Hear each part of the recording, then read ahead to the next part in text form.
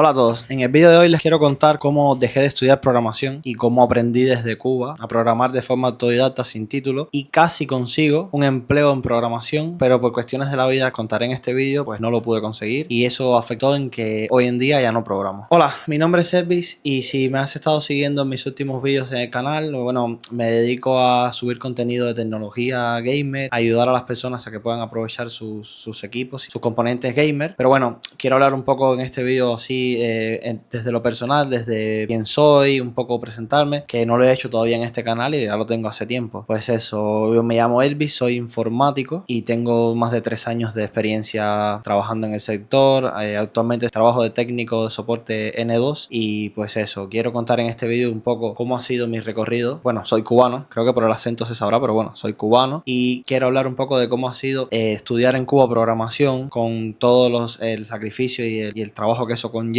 que no hay buen internet, que no hay condiciones y cómo yo logré aprender y superar todo el obstáculo que conlleva aprender a programar desde cero. Y bueno, sin enrollarme mucho, quiero decir que mis inicios fueron, como casi todo el mundo, en la programación web. Yo empecé aprendiendo HTML, CSS, JavaScript. No, en mi tiempo, cuando estaba estudiando, no existía prácticamente internet en Cuba. La internet en Cuba llegó en 2018, así la internet abierta que podemos utilizarla pagando una cuota baja y tal. O sea, recuerdo que comprábamos unas tarjetas y nos conectábamos en sitios habilitados con wifi. Pues era muy limitado cuando yo estudiaba. Recuerdo que para yo estudiar programación, un amigo tenía una suscripción en una plataforma muy famosa de Latinoamérica, de Plaxi, que es una plataforma para estudiar online y tal, estaba bastante bien. Y tenía su suscripción de pago mediante su familia que vivía fuera de Cuba. Bueno, esto es otro tema. El tema es que yo no tenía cómo pagar esa suscripción porque no tenía nadie que me apoyara desde afuera, ni yo tenía el dinero para pagar esa suscripción en Cuba. Y pues él se descargó los cursos. Como él ya tenía la suscripción, pues él tenía acceso y se podía descargar los vídeos y los cursos y él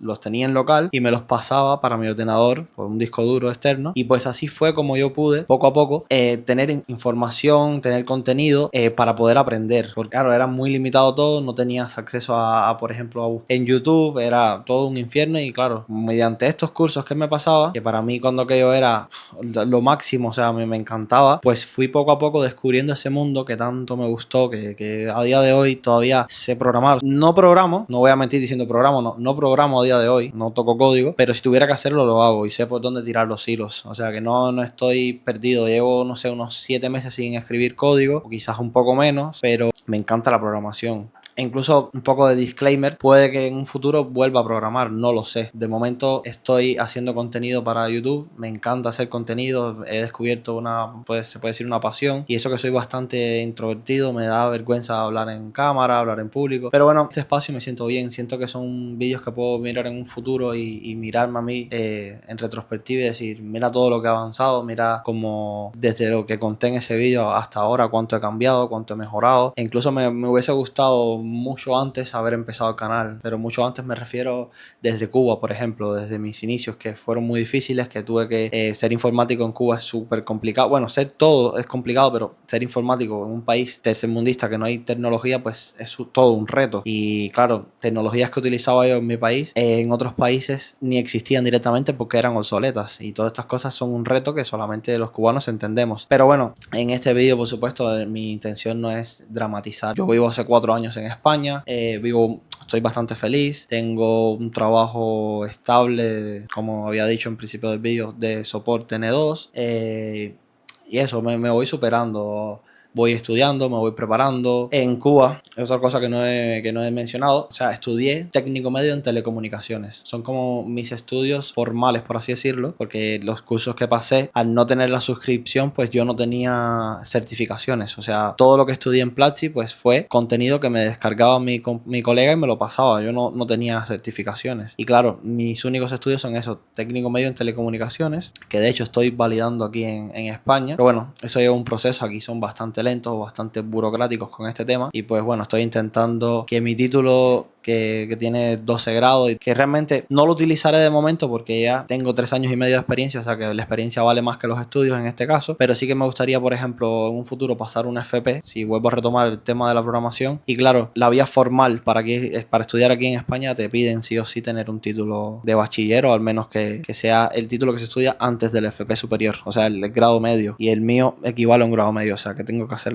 sí o sí la conversión. Pero bueno, una vez que logre hacer la convalidación del título, pues ya veré si en un futuro merece la pena o no volver a estudiar programación.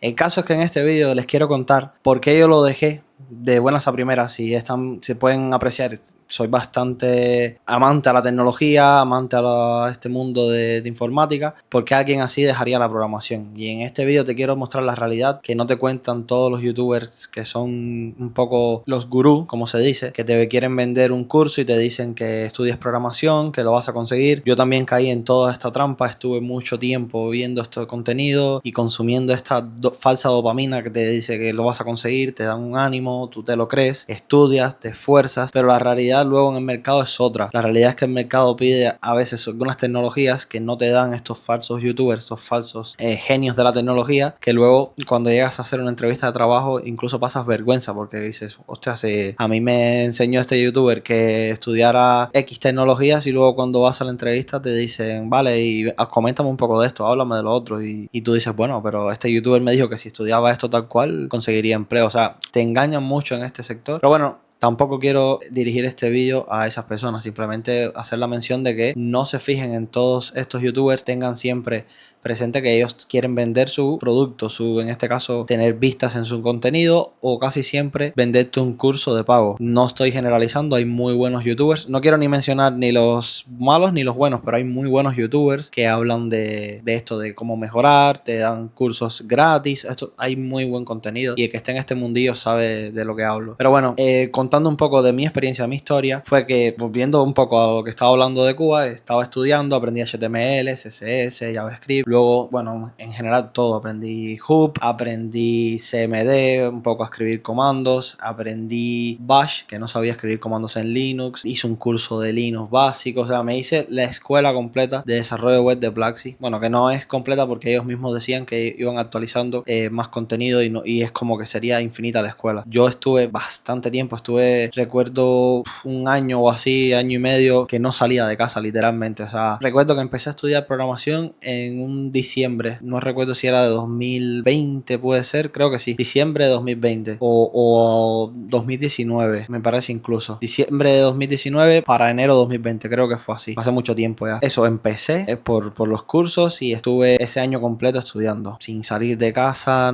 casi no tenía distracciones, dejé de jugar videojuegos, que luego eso me afectó bastante porque yo desde pequeño soy muy amante a los videojuegos y, como he mencionado en este canal, para mí son un tipo de medicina, o sea, me relaja mucho y escapo un poco de la realidad cuando tengo mucho estrés y muchos problemas. Pues me gusta jugar videojuegos y estuve este año sin jugar prácticamente, y entonces pues fue aprendiendo paso a paso todo lo que pedían las empresas en ese momento, que era eso, muchas tecnologías web, de frontend sobre todo. Yo recuerdo que aprendí React, que era lo que más se pedía, y estuve bastante actualizado en esas tecnologías. Por cierto, los cursos que mi compañero, mi colega tenía eran modernos, él me los pasaba recientes, y o sea que era información nueva, no eran cursos desactualizados ni nada. Y yo recuerdo que estuve mucho tiempo esforzándome, hice muchos proyectos que a día de hoy, si los quieren ver, si alguno de ustedes es bastante curioso y quiere seguir este contenido, pues yo tengo mi perfil público en GitHub, es ElvisGT con mayúscula, y ahí tengo pues todos mis proyectos y todo lo que he ido subiendo. Igual les dejaré en los comentarios un enlace fijado por si quieren ir a un poco cotillar. Pero bueno, sepan que lo tengo un poco desactualizado, yo no estoy haciendo nada. Y pues eso, la historia es que estuve haciendo muchos cursos, muchos proyectos. Intentaba siempre hacer cosas por mí mismo, pero los comienzos fueron duros. O sea, no quiero ahora decir que vas a seguir un curso, lo vas a conseguir y vas a conseguir trabajo. Es muy difícil. Yo recuerdo muchas frustraciones, no sabía a veces de dónde salía esto, por ejemplo de JavaScript, y por supuesto cuando tú estudias de forma online, esta es la desventaja. A mí me encanta estudiar online, pero bueno, tiene esta desventaja, que es que no puedes preguntar en persona en el momento. Tienes que crear una consulta, esperar que el profesor te responda o la comunidad, pero no es una cosa, casi siempre no es al momento, no es instantáneo. Por lo que entonces otra cosa que tuve que hacer para aprender programación fue pagar un profesor que me diera clases particulares. Mi profesor le pagué, que era un genio en ese momento, vamos, me enseñó muchas cosas que a día de hoy nunca se me han olvidado. O sea, la metodología que tenía era excelente y me enseñó muchísimo, sobre todo el lenguaje C++, que es el lenguaje que daban en las escuelas, y él era profesor de universidad y me dijo, ya que no estás pasando a la universidad, pues al menos estudia un poco el contenido que están dando ahora las universidades, y es como que lo que te prepara, porque es un lenguaje muy difícil y te sienta las bases. Pues entonces aprendí C++ a lo bruto, o sea, me encantaba C++ y yo hablaba con algunos compañeros de así de que iba haciendo por foros y colegas así de mundillo, de LinkedIn, y me decían, es que aléjate de C++, yo odio C++. Y yo le decía, pues yo no, yo a mí es que a mí me encanta C++, y aprendí a amar a las cosas así difíciles, a los retos, pues aprendí a amar eso, a quererlo, y pues te hace más fácil. Es un consejo de vida incluso. Cuando veas que algo es muy difícil, algo es te resulte muy complicado, pues intenta verlo del punto positivo e intenta que te guste, y va a ser mucho más fácil de realizar. Eso en general en la vida, en todo. Y pues eso, que yo estuve aprendiendo C++ a la par que aprendí en mi casa JavaScript, HTML, pero cada vez con mi profesor dándome C++, pues en casa cada vez era más fácil estudiar y aprender más JavaScript. Y hubo un punto que sí que no tuve que seguir con el profesor porque, claro, las clases eran de pago. Para mí era un reto también y tenía que pedirle a mi madre que me ayudara para pagar esas clases. Y pues seguí estudiando yo solo. Estuve ese año completo haciendo más proyectos, y a medida que avanzaba hacía proyectos mucho más avanzados y hacía frontend, hacía backend. Por supuesto tenía que lidiar con desmotivaciones, con deprimiciones. Habían días que decía, ¿para qué hago esto si total mi código no funciona o mis proyectos son feos?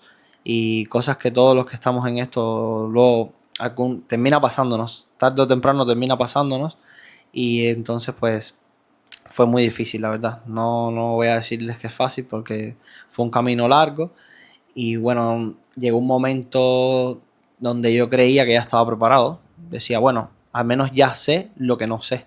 Eso es un punto. Tienes que saber lo que no sabes.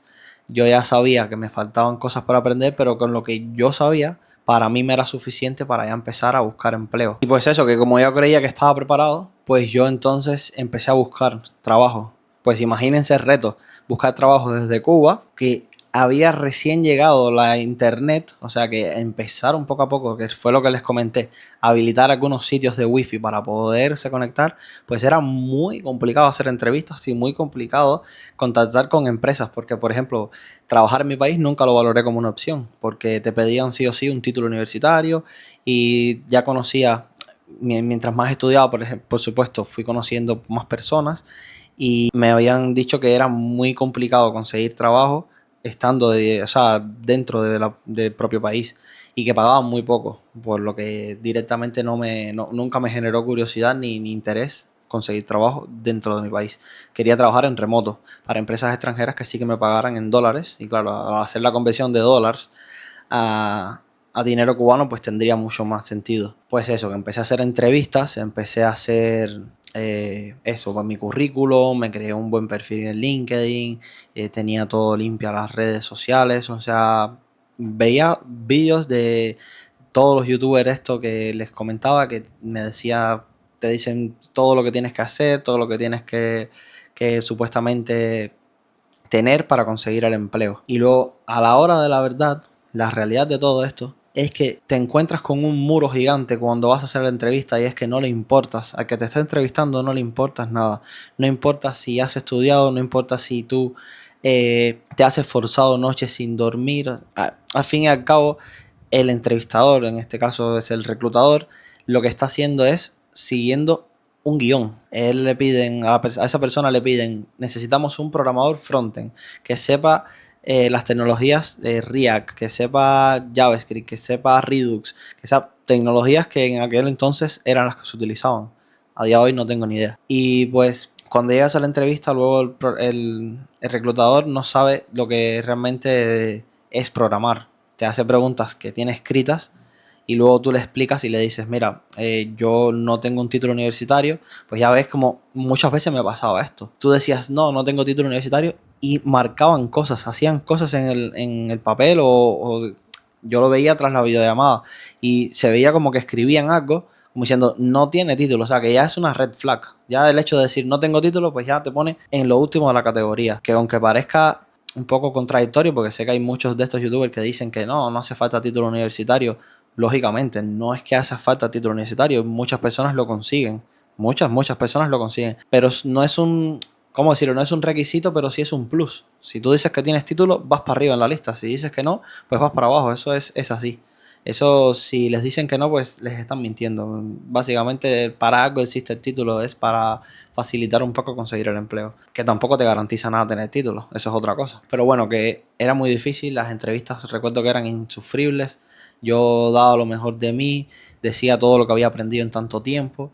Pero claro, me decían, claro, has aprendido a estudiar por tu cuenta, no tienes certificaciones, no hay como tal un título. Yo le decía, vale, pero tengo proyectos en mi hub. Me decían directamente que no sabían ni qué cosa era eso. Me decían, vale, ok. O sea, muchos ni sabían qué cosa es GitHub. No sé si se pronuncia así, GitHub o GitHub. Es la plataforma para subir, crear repositorios y subir tu código de forma gratuita. Pues, y ahí pones tus proyectos y se pueden ver. Pues eso, que no había manera de conseguir empleo. Hice varias entrevistas. Recuerdo que una de las más así que me dolió, por así decirlo, fue una que hice con una empresa mexicana, que básicamente fue la que casi me da un empleo de programador remoto en Cuba. Porque la entrevista recuerdo que era hacer un proyecto que era, te daban 3 temas para hacer el proyecto. Y en aquel tiempo estaba la COVID-19, el virus la pandemia que azotó a todo el mundo entero. Y claro, estábamos en confinamiento y uno de los temas era la pandemia, o sea, el coronavirus, le decían, o otros temas, creo que otro era Pokémon. Yo nunca he sido fan de Pokémon y no recuerdo qué otra cosa más. Y pues yo escogí eso, la pandemia, la COVID-19, y hice una web chulísima que te daba las estadísticas en tiempo real. O sea, tú hacías las peticiones a la API y te mostraba todos los casos, las personas infectadas, los países más afectados. O sea, era brutal la información. Al final no la creé yo, era una API, que bueno, esto es un tema un poco técnico. Para los que no lo sepan, sin entrar en temas muy técnicos, para no aburrir en el vídeo, pues yo directamente consumía la información de esa API, que me daba todos los datos en tiempo real, y yo la renderizaba en mi aplicación. Y pues la aplicación fue tan vistosa, estuvo tan bien, fue un éxito por así decirlo, que les gustó mucho a los jefes de esta empresa mexicana. Y pues el chico este me dijo que, el de la entrevista, el reclutador, me dijo que sí, que le gustaba bastante cómo yo programaba, cómo hacía las aplicaciones, y que querían pasar a una segunda entrevista. Pues me hicieron una segunda entrevista. Todo esto con lo que les he contado, que tenía que ir, conectarme en un sitio en concreto, no se escuchaba nada por el ruido en la calle. O sea, volver a hacer la entrevista nuevamente, me dijeron que sí, que seguía avanzando en el proceso, que habían ido descartando más eh, personas que estaban también en el proceso este de selección, y que yo estaba entre los 3 primeros ya para salir seleccionado.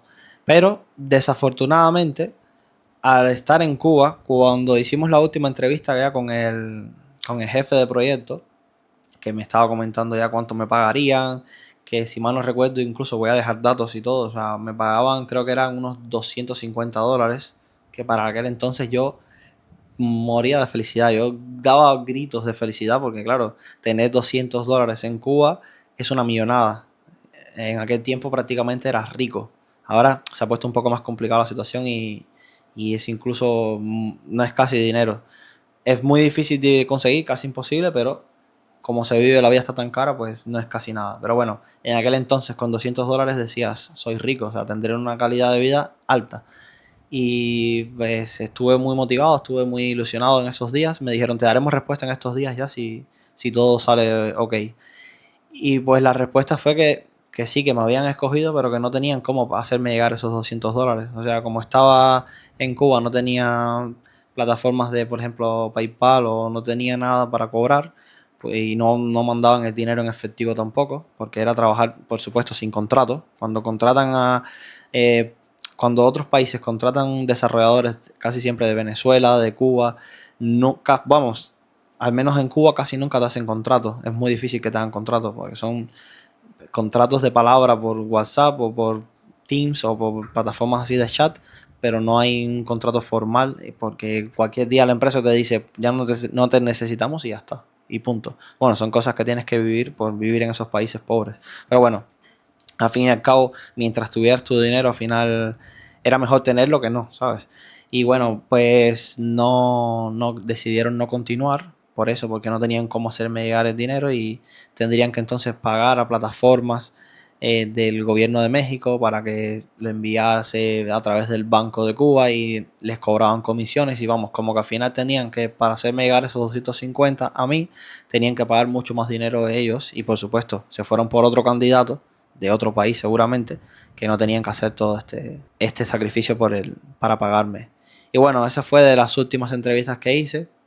Luego, después de eso, me desmotivé bastante, por supuesto, me dio un bajón tremendo. Estuve unos meses sin programar. Luego, mi esposa, mi madre me ayudaron a que me aconsejaron de que siguiera programando, de que al final eso tenía futuro. Eso es un mundo muy grande, y al final el sol sale para todos. Y yo retomé los estudios, seguí preparándome, seguí mejorando. Hice muchos cursos de Fernando Herrera en Udemy. Hice cursos también de Midudef, de aquí de España. Y recuerdo que seguía mejorando. Y bueno, llegó un punto que volví a hacer otra entrevista. O sea, era como un ciclo. Pero que esta entrevista para mí era especial porque ya yo me venía a España. Ya tenía el pasaje comprado, ya tenía todos los boletos y todo. Y ya en unos meses viajaba. Yo compré los boletos en Cuba meses antes de venir. Y ya yo tenía planificado mi viaje a España. Y claro, esa entrevista para mí suponía mucho, porque era llegar a España con trabajo. Porque era una empresa española en Valencia que me quería contratar como desarrollador backend. Que encima a mí el backend siempre me gustó más que el frontend. Y eso, hice la entrevista y hice la aplicación que me pedían. Ahí un poco me sentí estafado, porque recuerdo que me pedían hacer una aplicación en tiempos récord. Creo que era un fin de semana, tenía 3 días para hacerla. La entrevista la hice un viernes y tenía que entregarla el lunes si quería entrar en el proceso, porque decían que el proceso ya estaba comenzado. No sé, era algo muy raro, muy turbio, y luego de eso incluso dije, me sentí estafado. Digo, hostia, pues hice la aplicación que me pedían, el backend sobre todo. Me pedían hacer la API, me pedían hacer bien la creación de la base de datos, hacer las conexiones, tener una capa de seguridad. El backend era en Node, hacerlo en Node, que es el JavaScript, pero en el lado del backend. Y pues estuve haciendo la aplicación, estuve el fin de semana completo sin dormir, más de 15 horas pegado a la pantalla cada día. Y cuando llegó el lunes que hice la entrevista, me sentí un poco como que ni miraron la aplicación. Fue todo como que, vale, hiciste esto, vale, sí, hiciste las conexiones de la app y tal, vale, bueno, te avisamos, no sé qué tal. Y pasaban las semanas y no me decían nada, y cuando les escribí me dijeron no, o sea, les tuve que mandar un correo yo, decirle, a ver, se sabe algo del proceso, de tal. Y me dijeron, no, hemos decidido que no vamos a avanzar contigo. Pero así, de forma muy escueta, todo muy, muy... Y yo creo que, no sé, luego le pregunté a algunos amigos míos programadores y me dijeron que eso puede ser que en este caso las empresas lo hacen mucho a menudo. O sea, empresas con, por ejemplo, poca ética y estas cosas. No lo hacen empresas tan grandes, bueno, a menos que yo sepa. Es que básicamente te piden que hagas la aplicación o lo que quieren ellos que tú desarrolles en ese tiempo para hacer la entrevista, y luego en la entrevista te dicen que no, porque no existe ningún proceso básicamente de contratación. Simplemente necesitan que alguien le programe de forma gratuita. Es como un poco estafar a un programador, y casi siempre lo hacen empresas de países como España, Italia, Francia, sí, países desarrollados, con países como Cuba, Venezuela, países de Latinoamérica que tenemos más pobreza, pues no tenemos cómo denunciar ni demandar. O sea que es día a día, y para ellos es muy fácil. Pues a mí eso me chocó bastante, porque me sentí estafado. Hice la aplicación para mí era de 10. La aplicación la vio un colega mío también del mundillo y le gustó bastante, estaba muy bien hecho el backend, mucha seguridad. Yo lo hice siguiendo todos los pasos de los cursos. Fernando Herrera tenía un curso muy bueno de backend con Node y te daba todo paso a paso. Y recuerdo que era de los mejores cursos de Udemy. Y yo hice tal cual todo como en el curso, seguí toda la protección del backend, las contraseñas, todo. Y resulta que no me dieron feedback ni nada. Y de la forma que me respondieron es que básicamente se quedaron con mi código y, y eso, no tenía acceso al código porque me pedían subirlo a un repositorio privado de ellos. O sea, me dieron acceso a ese repositorio, yo tenía que publicar. Lógicamente yo no sabía nada de eso, yo luego de eso aprendí y ya más nunca lo hice, pero claro, era novato, no sabía. Yo subí todo mi código a su repositorio privado y bueno, yo no tenía cómo reclamar ese y yo no tenía cómo reclamar ese código, básicamente. Ya ese código era de ellos. Yo lo subí porque colaboré en su proyecto. Se puede decir que apoyé al open source en este caso. No era código abierto, pero lo hice de gratis. O sea, no me iban a pagar y yo le modifiqué su aplicación. Y pues eso, luego de esa última entrevista sí que ya me tocaba venir a España. No, estuve varios meses antes de venir con mi familia, disfrutando, eh, dejando todo preparado para poder venir. Vendí mi ordenador, tenía una bicicleta, bueno, cosas para poder venir a España. Y en España sí que estuve varios meses sin programar, hasta que conseguí mi primer trabajo de informático, donde no programaba, pero ya tenía tiempo libre, tenía ya mi cabeza en orden y decidí volver a retomar los estudios. Estuve programando bastante tiempo también en España, prácticamente un año y pico, de forma ininterrumpida, eso sí, estudiaba 2 o 3 meses, lo dejaba, pero bueno, como ya sabía programar, no estudiaba tanto, sino que hacía varios proyectos, lo dejaba un poco, luego lo retomaba y así estuve. Pero un poco dándole la conclusión al tema este, es que mi momento clave para poder ser programador fue cuando estaba en mi punto más alto en Cuba, haciendo cursos, preparándome, y no lo logré conseguir por el país. O sea, que básicamente yo creo, creo que yo no conseguí empleo en ese momento por la situación donde estaba, sí, o sea, por mi situación. Si yo llego a estar en España, por ejemplo, en otro país, yo creo que con el conocimiento que tenía, estaba positivo, tenía una mente positiva en ese momento respecto a la programación, yo creo que lo hubiese conseguido. Pero bueno, al fin y al cabo somos los productos de lo que hacemos. Yo no quise seguir programando, sé que a día de hoy si me lo propongo lo puedo conseguir e incluso en menos tiempo porque ya sé por dónde estudiar y sé lo que, como les digo, ya sé lo que no sé, pero realmente no me apetece. Si les soy sincero, no me apetece. Y en este vídeo les he ido contando toda mi historia, espero que se vean reflejados y si hay alguno de ustedes que está pasando por esta situación también o ha programado, me gustaría que me lo pusieran en los comentarios, porque realmente no es una cosa que tienes que hacerlo por dinero, como casi todo en la vida, tienes que hacerlo porque te guste. Yo, por ejemplo, esto de YouTube lo estoy haciendo porque me encanta, me gusta hacer contenido, subirlo y tenerlo ahí en un sitio que yo sé que en un futuro lo podré ver yo, incluso mis hijos o mis amigos y es bonito. Y con la programación igual, si quieren programar, háganlo, pero no lo hagan por dinero. Programen porque les guste, creen aplicaciones, apoyen al open source, hagan aplicaciones útiles que puedan ayudarnos en el día a día, que al final ese es el desarrollo de la tecnología, es ese. Son miles de desarrolladores que van creando aplicaciones, que van creando código que ayuda a que funcionen todos los grandes conglomerados, a que funcionen los iPhones, los Android, que funcionen los ordenadores. Al final todo es código por detrás. No solamente es eso, también hay una parte de ingeniería y de hardware, pero a nivel de software todo es programación y en el día a día, si se ponen a pensar, hay prácticamente el 90% de las cosas que miramos de tecnología tienen código por detrás, ya sea código de páginas web, ya sea código embebido en televisores, ya sea también código de videojuegos, siempre hay algo que tiene código. Y siempre tienen que tener eso presente, que las cosas que tú haces por dinero al final terminan quemándote. Y eso es una cosa que lo voy a decir en este vídeo también. Yo estudiaba programación por dinero. Yo empecé, luego entré en la programación por dinero y luego terminé amando la programación. Que al final, bueno, estoy un poco, ¿cómo se dice? Tranquilo, en mi conciencia tranquila porque yo lo hice por pasión. Estuve años estudiando por pasión. Llegué a este país, a España, y seguí estudiando programación porque me gustaba. Pero mis inicios fueron por dinero. Mis inicios fueron porque un colega que ya era programador me dijo, estoy ganando tantos dólares, estoy teniendo la vida que quiero, tengo el portátil que quiero, tengo la consola que quiero, y eso estando en Cuba.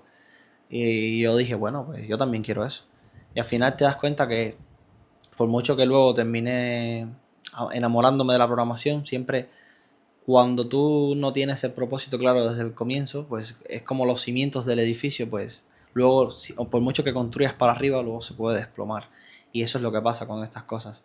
Siempre, cuando quieran hacer algo, háganlo de corazón, háganlo porque les guste y no por dinero ni porque alguien les diga que es bueno. Si quieren ser programadores, sean programadores. Estudien, hay contenido, hay cosas. Tengan presente lo que hemos hablado en este vídeo de que no es fácil, no es como te venden los youtubers. Si quieren ser creadores de contenido, pues abran un canal de YouTube. Les va a cambiar la vida, es algo muy positivo, es motivador. Abran un canal de YouTube, prendan su cámara. Mi cámara es mi teléfono. Yo utilizo mi iPhone y grabo con mi iPhone. Y ya está. Y se compran un micrófono, por ejemplo, yo utilizo este micrófono. Y ya está, no es algo tan complicado. Y lo intentan. Solamente tienen que tener eso presente, que no, nadie puede destruir su sueño, nadie puede decirle que no lo hagan por tener más o menos dinero, o decirles que si no tienen título no van a ser programadores tampoco. Si ustedes quieren y quieren intentarlo y lo van a conseguir, lo consiguen. Existe la ley de manifestación. Si ustedes manifiestan que van a ser programadores, lo van a hacer. Pero tienen que ir con la verdad y con la realidad de que no es tan fácil como las personas te lo venden. Y bueno, un poco quiero cerrar este vídeo, espero que les haya gustado este nuevo contenido, es un poco más personal, un poco más directo. Si les gusta, por favor déjenme un comentario y cuéntenme un poco su historia también y algún consejo que les quieran dar a las demás personas que quieran iniciar en este mundo, pues sean bienvenidos y pues espero verlos pronto en otros próximos vídeos que estaré subiendo. Un saludo.